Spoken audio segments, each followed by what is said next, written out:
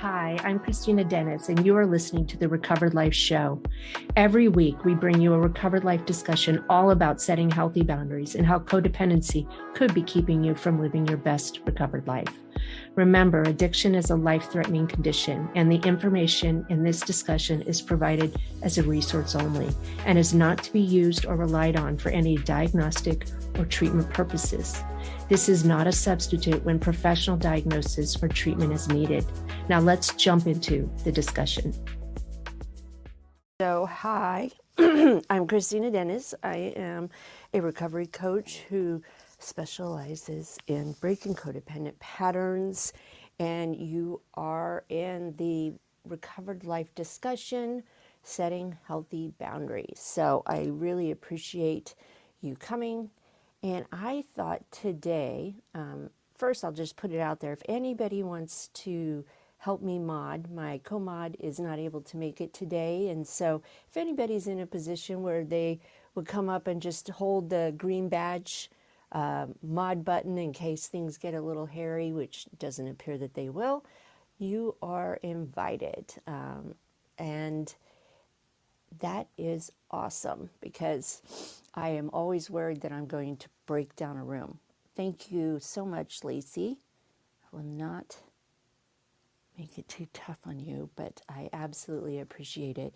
Anyway, I thought today we would talk about the name of the room. And before I get started, I always like to let everybody know that this is on replays and we do rebroadcast it, and I don't want anybody feeling like they're sharing something they wouldn't want to be on the replay. So, for sure have your best boundaries set for you. And also, if you come up to speak, please use respectful language and refer to, people with their first name only. It doesn't bother me. I recover out loud and am on quite a few podcasts with our own Recovered Life podcast. And so my first and last name are out there already. But of course, I know and keep certain boundaries around what I share. So I just wanted to point that out because the name of our room is Setting Healthy Boundaries. And one of the most important facets of my life, both in my recovery coaching and just my personal life, was my recovering my codependency habits. And so I picked the name of the room over a year ago, Setting Healthy Boundaries, because I felt like that really made an impact onto what is the thing that gets us started to look at our codependency and what gets violated the most. And it's our inability to set better boundaries because we've never been taught that it's okay.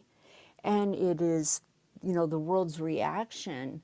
There is so much codependency out there that it's very hard to distinguish what is healthy relationships and what is not healthy. And so true love can kind of seem like this overwhelming, the way it's depicted in our arts and on our movies and within our parents, is this kind of like we all have enmeshment with our partners, and it's about this true all-encompassing love, even with friendships. And I love discussing boundaries because of that. And I thought we would review the 7 types of boundaries that they are, and I would just give a little bit of a description for each set, because when I first started investigating boundaries, I had no idea that there were actually 7 types of boundaries.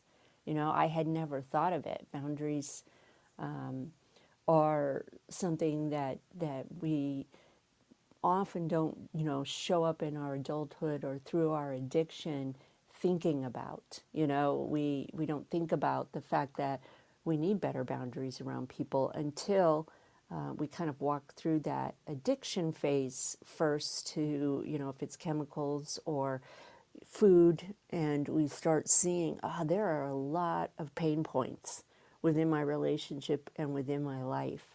And I can honestly say that I've never heard anything about how to set proper boundaries until, I started seeking it. And I have to say, the other day I was on TikTok. I love TikTok. I love hanging out on it. I've started doing some videos. I started practicing and putting some stuff out there and putting myself out there. And there was this, TikTok that came. I'm sure it has to do with the algorithm. And it was this big burly man, with a baseball cap backwards and a beard.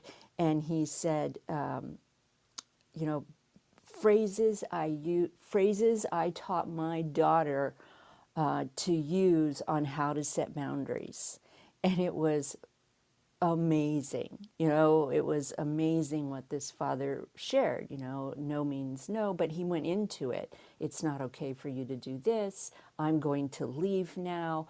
I am uncomfortable. You are not allowed to do this. And I thought, wow, I really loved that TikTok, and thought I didn't used to see this. I don't know if anybody else saw it, but I didn't grow up in a family that said this is how you step out of an uncomfortable situation. And so I love the idea of just pulling back after, we've been doing this room for over a year, and talk about what the 7 types of boundaries are, because if you are like me, you may not have even realized that you could have boundaries around these things.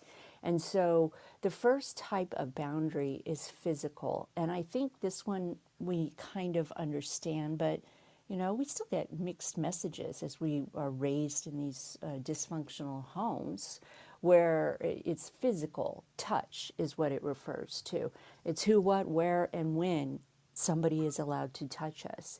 And I think it's becoming more normalized that parents don't insist that their children hug strangers or tell strangers they love you. But I remember and have heard enough stories in the last 25 years of where we don't pay attention to our children's boundaries. And, parents will say, oh, give so and so a lovely kiss, or tell them that you love them. And I've noticed recently, that for the sake of being polite, sometimes we will go ahead and let somebody hug us or touch us, and we don't necessarily want them to do that. But I do think that that boundary is pretty easy to understand. Property boundaries is the second type of boundaries, and that's fairly understandable too. These are the boundaries we have around our physical stuff. And then we go into a whopper boundary called sexual boundaries, right? And that refers to a lot more than just the sexual act. It's very easy to see, okay, I have some boundaries on what I want to do, who I want to do it with, when I want to do it. But it is also, we also deserve to have boundaries around the sexual information about ourselves that we want to share. The language around sex. We can have boundaries around the language around sex. And I think that's really fascinating to pull apart and see how we can have our own power.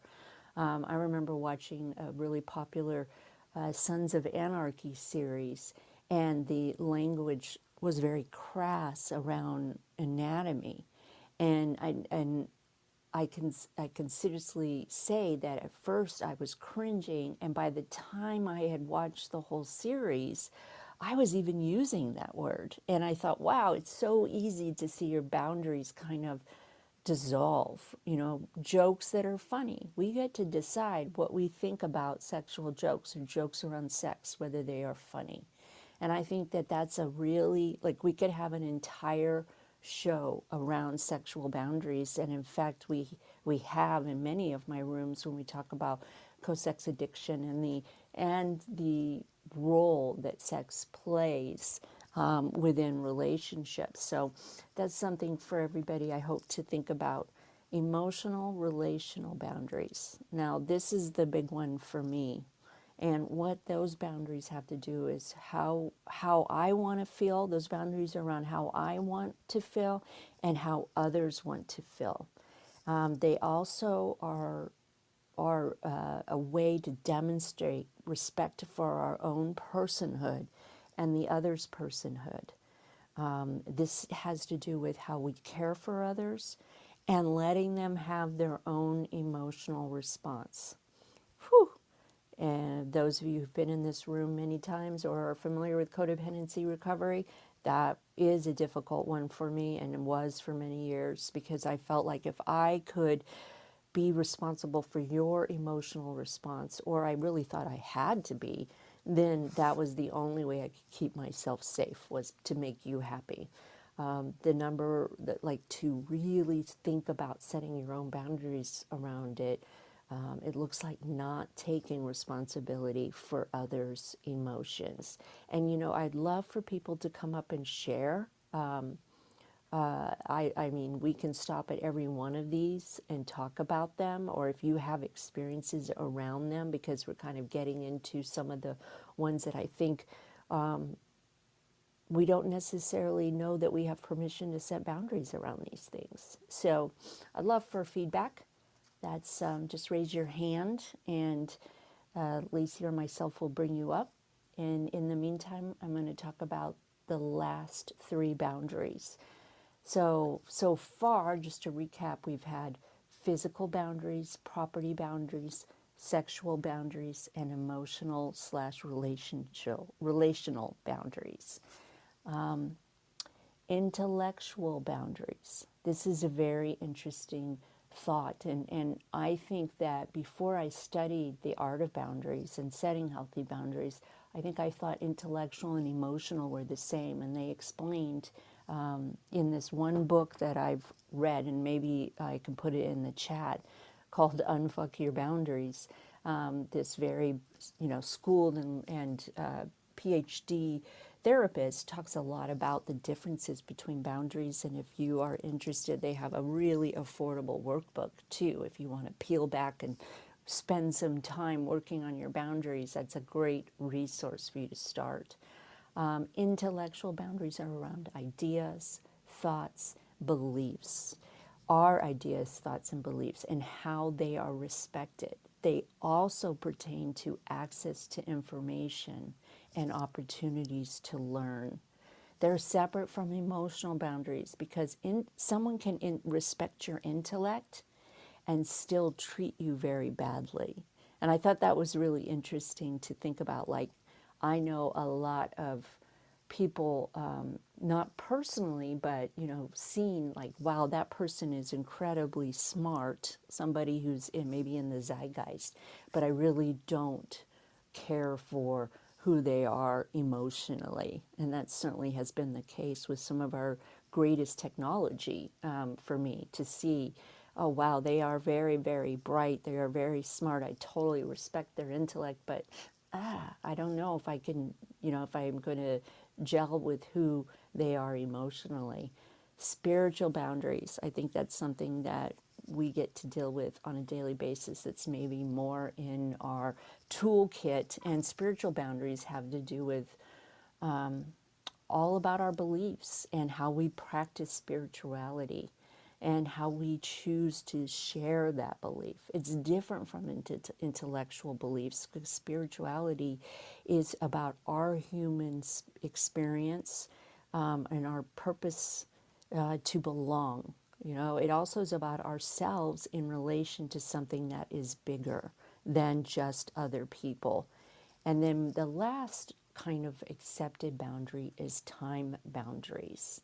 And I think that one is, something that I often work with somebody starting, and this was definitely one of the beginning places for me to start setting healthy boundaries, was having an idea and scheduling my week with time to rest, and having the habit of, I say, let me check my schedule instead of yes. Like, I have a little built-in gatekeeper that allows me to think about, take the time, so that my little codependent self that wants to jump at the opportunity, and I mean it, even if I know for sure I will be there and I want to be there, I still give myself 24 hours before I accept an invitation.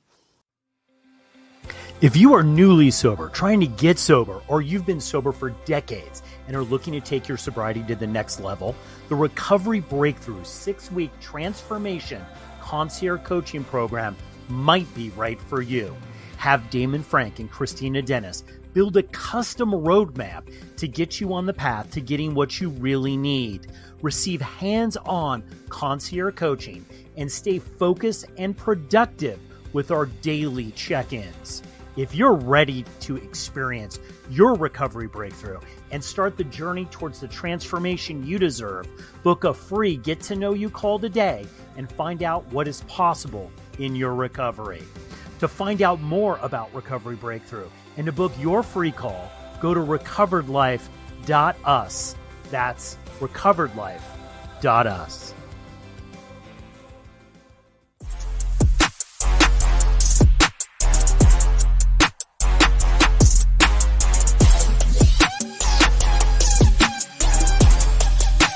You're listening to the Recovered Life Show. Now, that's a practice of mine, and it felt really, really uncomfortable because I grew up in a home where boundaries weren't safe to have. They were annihilated.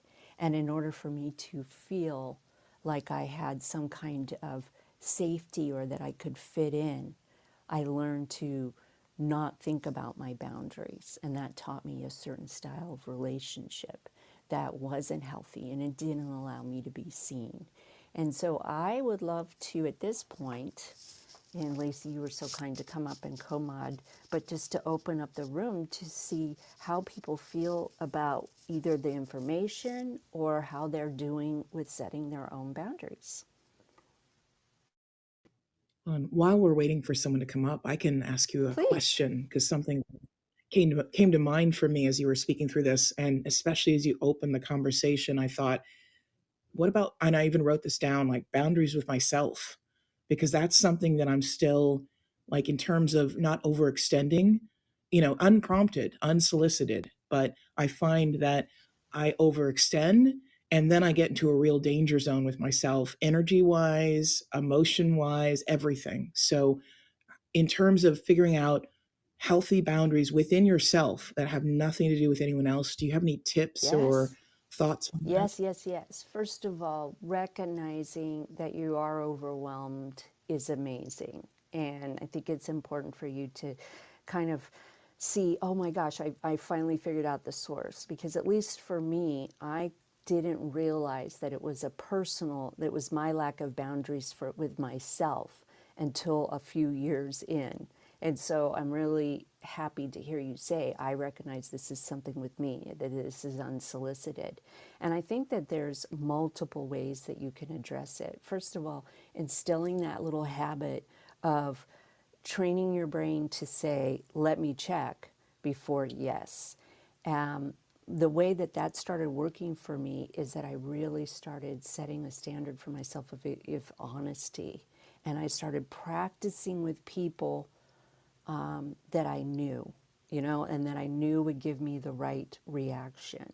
And it looks something like, I realize I've overextended myself. Even if it was in the moment, I would say to somebody, I realize I've overextended myself. And I need to just tell on myself and tell you that I've done it, and I'm struggling with how I feel right now, and I may need to leave. Sounds completely mortifying, but it's so important to practice with people we love. And then, to be able to forgive ourselves when we do it again and again, because at least in my experience, we are reversing a lifetime of programming that tells us that in order to be valuable and lovable, and I'll rephrase that into my own experience because I don't want to speak for everyone, but this is problematic for many people. That I could be of value was to be of service and be everything that you needed or wanted me to be.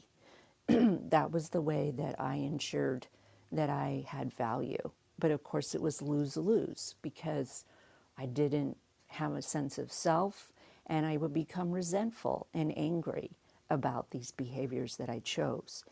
Once I became aware of it, like what you just shared about realizing that I was at least part of the problem, then it got easier for me to start practicing daily habits of scheduling time for myself, every single day, which is very pragmatic, and it's something that we can do. We schedule, a 30-minute nervous system break is what I would call it. It's about embodying your nervous system and seeing how you are, a temperature check every day, a lot of recovery tools kind of are the resource, and that's how we get started. When we start journaling, we start meditating, we start taking quiet time, we start realizing our nervous system is way too overwhelmed.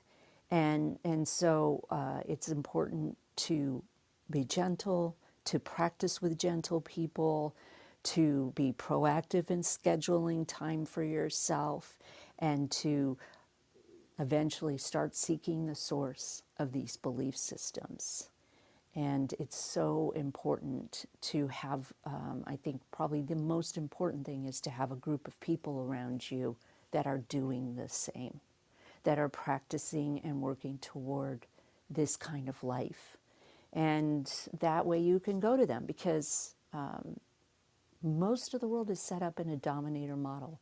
Most of the world isn't set up for us to have boundaries. And, there's a lot of movement in the last, 10 years where people have seen attachment styles and there's been an awareness. But to take that to our own self, it takes a little bit of, it takes a plan as much as we plan to get sober. And thank you for asking that question. Did that help, Lacey? It did. It did. And so grateful to be in this room and around all of you, because this is a sector that's so new to me, and especially the internal boundaries, the boundaries that are just me. It's just me. I'm still learning what that is. I would be remiss if I didn't say on my website, KristinaDennis.com, I have a free program. I just put it together. It's in beta stage, but it's totally live, completely free, and it has so much good information that talks about codependency recovery. There's a short quiz to see how the symptoms are showing up in your life. And then there's, lots of content about how you get started with daily check ins and taking care of your nervous system and your heart, and exploring past relationships and old belief systems. And I spent over 2 years kind of figuring it out from listening to people to put that out there, because I want everybody to have access to it. So I want you Can to you? just look up KristinaDennis.com and you will find it, or just DM me and I'll send you I the was going to link. say, can you pin that? Yeah, I sure can. All right, let's go to Kim, and then I'll try to do it while Kim is talking. Hi, Kim. Thanks for coming up. Hi, Christina. Thanks for the invitation, Lacey. Would you be able to share with us if you are not good holding your boundaries, if you've gone through a 12-step program, if you've done your counseling, if you have your peer support and it's not working, what am I doing wrong? Can you share that with us? Well, I don't know what you're doing wrong. I wouldn't be able to say that. I think that the one thing that needs to be understood when we start working on this stuff is that it's a process and it takes some time. And it takes, I have shared stories from this platform about how 18 years into my codependency recovery, I all of a sudden had this new perspective of how much enmeshment I had with my son, my special needs son, and how I was harming him because I couldn't let go of being there to prepare the path for him. He's a nonverbal ASD kid, and he really, really struggled. And so I don't think that any of this is overnight or even as quickly. It's one of the most frustrating things about recovering from codependency. You know, I will share, I've been in recovery for 25 years. The only thing that I've ever done 100% correctly at this point, and I say that in all sincerity, is not pick up alcohol. Everything else has been messy and hard, and I've messed up. And, you know, for me, one of the pain points that happened when I kept making those mistakes was I had to learn how to quickly clean them up and call somebody up and say, I slipped and I'm sorry. This is what I shouldn't have done. Not in a self punishing way, but in, you know, especially around those relationships that we can trust. And bringing people in on it was also very helpful for me to keep my own boundaries and accountability. Bringing people in and saying, dear friend, you've known me for a long time, and this is a self-defeating behavior that I have deep in my bones. If you see me doing this, I'm going to give you permission to please gently point out to me that I have crossed the line again. And I'm also going to tell you and practice with you. And I have friends now that whenever I overextend myself, I feel like I can always do everything in the future, right? You know, and I plan a lunch with somebody next week, a good intention in my heart to be there. I'm pretty sure I can be there. Or sometimes I begrudgingly do it because it's just easier and I don't have the energy to say no. Now I have people in my life because of the great sorting process. You know, the ones that aren't interested in a healthy Kristina have left a long time ago, where I reach out and say, I overextended myself. Oops, I did it again. And they say, good for you. Take the rest. Take care of you. And it's just a longer process by all means than recovering from a physical addiction.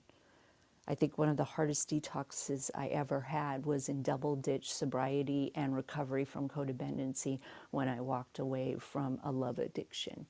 And that was 6 years ago. And we just ultimately have to be incredibly gentle with ourselves and keep plodding along. Hi, Chelsea. How are you Hello. this beautiful day? Ooh, I'm okay. I've not like been outside yet today and I can see from my window it's kind of sunny. Um but I yeah, like I really like this discussion. Um my boundaries, I'm just thinking of like kind of through the years without knowing fully the codependency kind of stuff, like through the years with like my AA recovery, you know, there's definitely been stuff that's focused on, um, you know, like setting up these boundaries. And I can tell like through the years, I've gotten a little better at like saying no, um, you know, and especially with commitments are very hard for me, especially like if it's involving um anything to be involving like AA or like recovery or helping people like I just like say yes yes yes yes yes and I've learned to kind of say I can't commit to that like right now in recovery scenarios. um but there's still like certain people that like I'm learning to say no to, that I definitely need to work on saying no to, and not even just saying no to, but like stop offering the help. Like to stop like pushing the help on, and it's just this one person and I'm working on it and like, but like it's funny because I was thinking you know, like when I brought up with my sponsor, like my codependency issues, like her answer is always to like bring my higher power into it. And like, yes, like I am, And I'm just like maybe realizing like I can't really tackle all these issues with just my AA program. Like there's other, there's all these other resources out there. And like, um, which I wouldn't have known had I not been on this app and met Kristina and heard all these beautiful things. But like I think what started in my mind, what has helped me, was this inventory that I did for like my ideals, but they were written like for me, like how I want to show up, like as a person. And it's really been messing with my brain ever since. Like, and like I get like why it's necessary, but like it's pointing out that like especially like that one person I can't say no to, like does not align with these things that I'm trying to align with, that I'm expecting other people to align with if I want them in my life. And like, um, but it was really a good exercise, like to write down. And it literally just started, like, I started writing, like, ideally, I want to be the person that I want to be with. And then I wrote, like, like I want to show up with God more often than not. I want to be honest. And then from those like statements, I like wrote a little list of like ideals. But like that was like a few weeks ago, maybe like a month ago or so. And like now I'm like, I don't know. I'm still like entangled in this like situation that I like shouldn't be entangled in. But like I'm trying to also kind of give myself grace and like um these like there's just like these hard intertwined things that are just like hard to untangle. Like literally what it feels like is like those toys. I used to work in a learning store. They had these toys that you would like, it had a little cup and a handle and a string, and on the end of the string was a ball, and like you would like flip them up to like catch into the thing. But like all of those toys would get tangled, and like it was my favorite thing to like sit there and like untangle them. And like that's what it like feels like with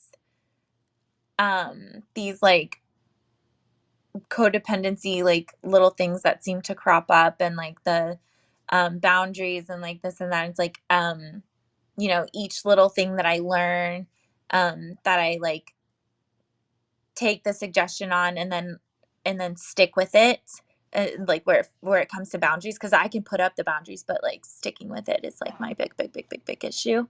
But like each time I do, I gain a little bit more confidence, and it all gets untangled, and like eventually I'll be able to untangle them all.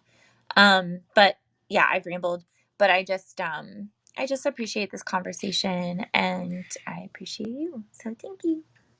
Well, Chelsea, I wouldn't say that you rambled at all. I think that that was a beautiful example of how we begin to recover from codependency. And, I'll say it till probably the day I'm gone, my time here is done, it starts with learning about ourselves. It starts with learning what we love and what we want. And it takes extreme courage and honesty to really get down to what we're A, really doing, and B, where did it come from? And I agree with you and so applaud you that the way that you're doing this is through gentleness. Because the black and white thinking cannot and will not ever apply to this part of our life.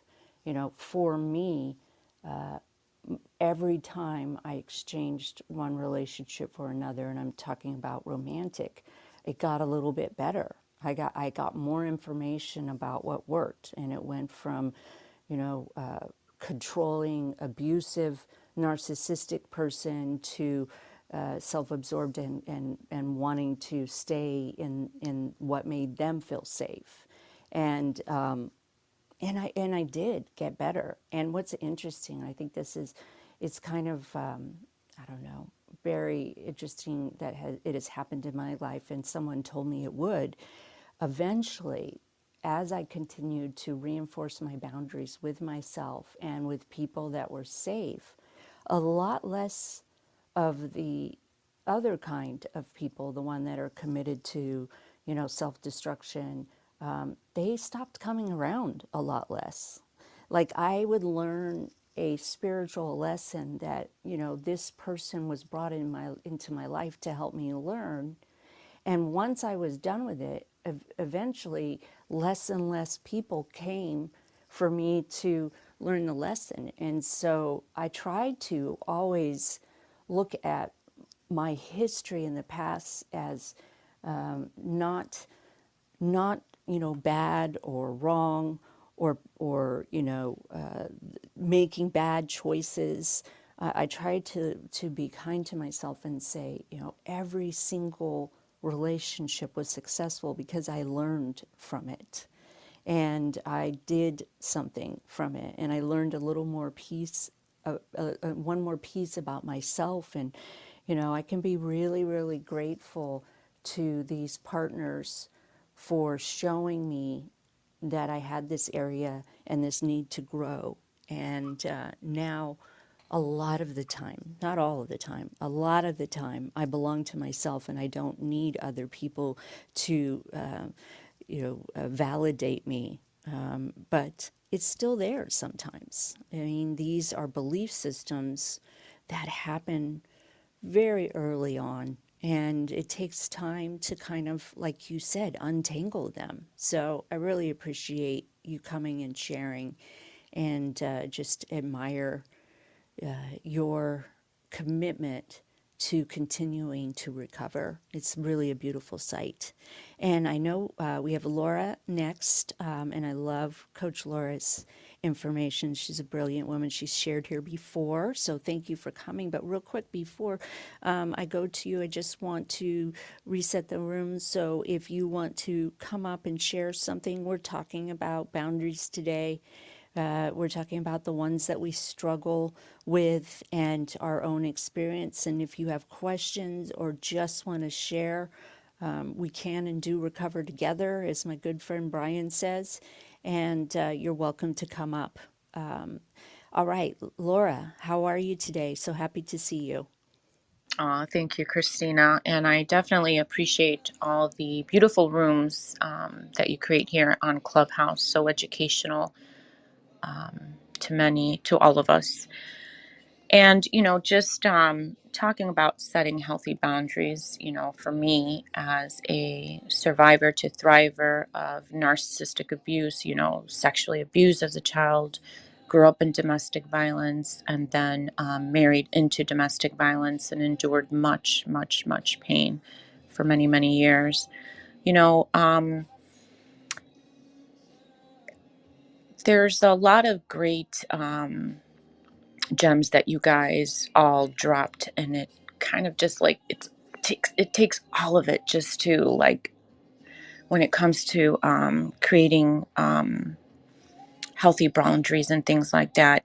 And for me, I just left a room before I hopped into this one, and it's about self-discipline. And that's what it was for me to begin my journey in from my past and being in a relationship that was so toxic for me. That was, just taking a moment of self reflection, stop denying my reality of what was taking place. Because oftentimes when you're in these narcissistic relationships, you're constantly being gaslighted, manipulated, controlled, conditioned, and we're denying our reality of what's really taking place. We're suffering those cognitive dissonance and things like that. So it's just doing like a self-awareness check, and just asking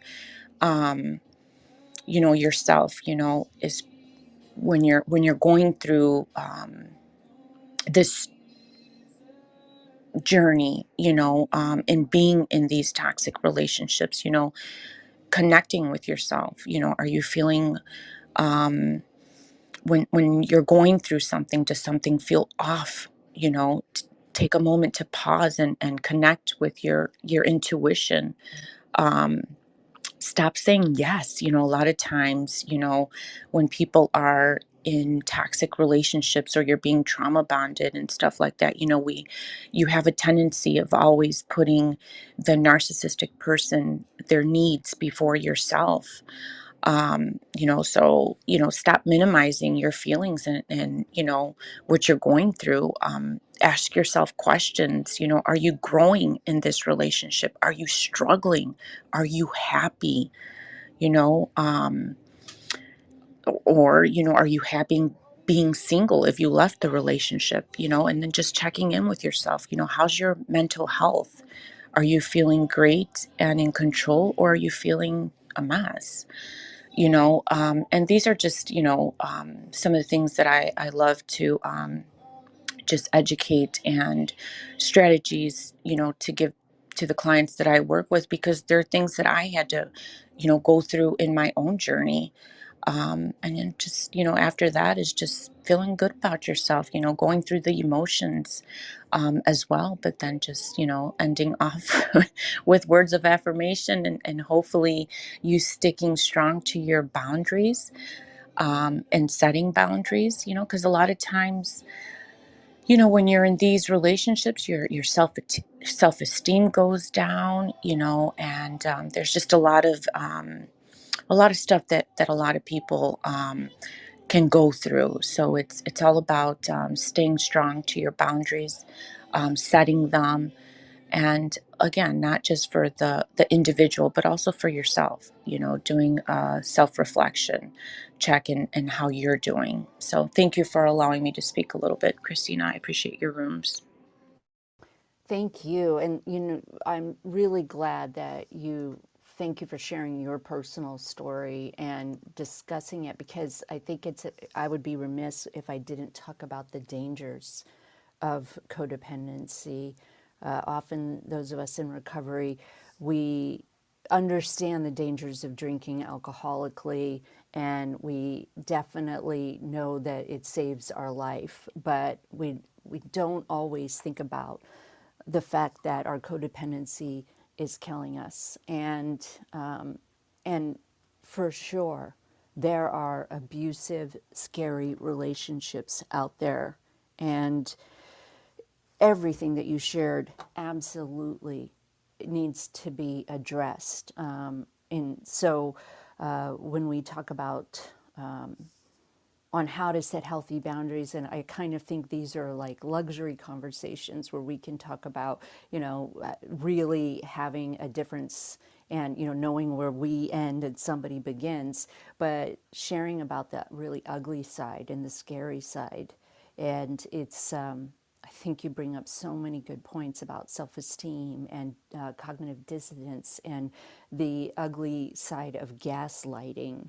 And it is true. I mean, if there was anything that I would say to anybody in the room who's in that kind of situation, it would be get help. Get help from somebody, and start talking about it and start sharing it. You may not be able to be in a position to hire a coach, or even be in some of the rooms, because your life is in danger or your spirit is in danger. But there are so many resources out there that are not paid for resources. And it's so important for us to take it really seriously, and to know that that our lives are in danger when we continue to either stay in these abusive relationships or continue to operate at a level that is physically killing us. In one of the kind of mainstay recovery textbook for codependency, Codependent No More, Melody Beatty explains all of her physical ailments that had her flat on a couch, not operating at a level of, enjoying her life. And she had already, had several years of sobriety. This, where she got to physically, was all about her relationship. And so I thank you very much for bringing that up and sharing it. And I love the work that you're doing. I guess, because we still have a few minutes left, I would want to open it up. If you have anything that you want to ask a question about and you don't feel like doing it publicly, DM me. DM me. I want to give everybody a chance to know the resources that are out there. Again, on my link that Lacey posted, thank you. You can get a more understanding of what recovering from codependency is and how important it is that we put our efforts toward it.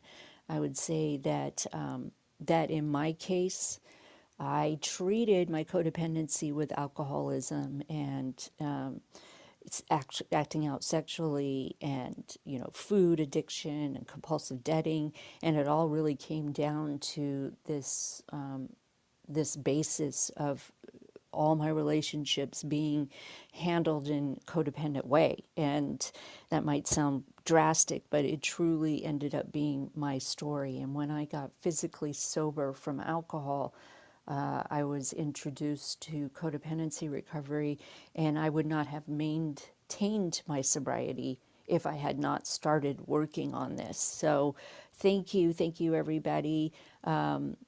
We will be back, I believe, next week. Damon is off, so the room will not be happening tomorrow, the Unstuck room, as far as I am aware. But I do hope you'll join the club, you'll follow me, and you'll come back because recovery is possible, and there is a beautiful life out there for all of us. So hit up my link to learn a little more about it and my free program that'll give you a really good basic foundation to what we've been talking about, recovering from having a lack of boundaries and really learning how to love ourselves. And with that, Lacey, do you have any final words? I just want to say thank you. Every time I'm in a space with you, I always am kind of reminded that you have this beautiful foundation and all this knowledge on this topic that I don't have. So I'm really grateful. Oh, I appreciate that. And thank you to everyone who was in the room. It seems like our time is up. And I just want to tell you, I know your time is really, really valuable. So keep taking care of yourself, keep showing up, and keep learning. And you will see the benefits of it. I am living proof, and many, many people in this room are already, have shared their stories with us and seen how they've saved their own lives. All right, with that, those on the stage, will you unmic and say goodbye with me? Hey, Kristina, I, Yeah, hun. I think we have one question in the chat. Oh, okay. See, I'm not so good at this. How do you become more aware of your habits of being codependent? Oh, such a good question. Thank you. The question is, how do you become more aware of your habits of being codependent?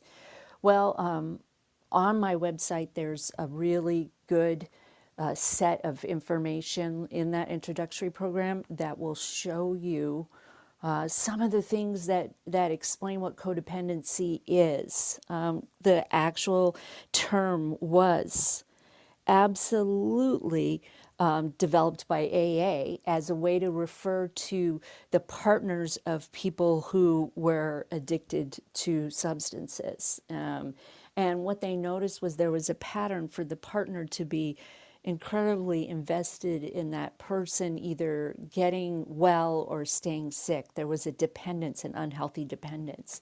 And it's grown since then. It's certainly coming into the zeitgeist. People are talking about it. And so there's a lot of real good information out there to test and check your behaviors. The behavior pattern that definition that I love is focusing on someone else's needs before our own. The long answer is an excessive dependence on another person's approval and for your sense of identity. And so if you're putting somebody's needs ahead of your own, if you're not getting your needs met, not getting that kind of connection, not feeling seen, then you need to go a little bit further and check out your behaviors. And there's a lot of really good information, like I said, on my website that's completely free. So please check it out. And thank you, Lacey, for pointing out there was a question. I wish I had a clearer answer, but I guess probably the best way to think about it is if you suspect that you have codependency, and remember, codependency is a spectrum, right? If you suspect that you have some, or that you just need to check your boundaries and look a little further into your relationships, chances are you're right. You're right. So thank you, everybody. And I guess now, oh, yeah, take my free quiz is such a good, yes, I'm so bad at doing this part, but please take my free quiz, which is at the top of the webpage, and that will tell you if you know that you are suffering from codependency. All right. Thank One you. more question in the chat as well. But Oh, I love it. goodness. I love that you're providing free resources. Thank you for that. Yes, of Especially right course. now, post pandemic. It's a good thing. I don't, oh, please recommend a book that I think you said. Is that the one? Yep, you got it. Oh, yes.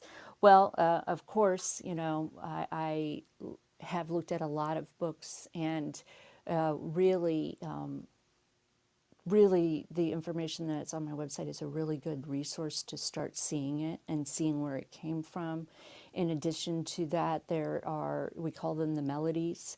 Melody Beatty, which is the one that I just discussed, Codependent No More, but also Pia Melody is also a really, really good resource. And she has a book called Facing Love Addiction. And I think that both of those are really great places to start, especially if you are and interested in recovery, the recovery world, which is huge. If you've just dipped your toe into it, I am so excited for you because there are so many good places to go. But I would start with those two. Keep the conversation going. Join Recovered Life, a community of like-minded people who are looking to live their best recovered lives. Membership is free, and you can apply at recoveredlife.us.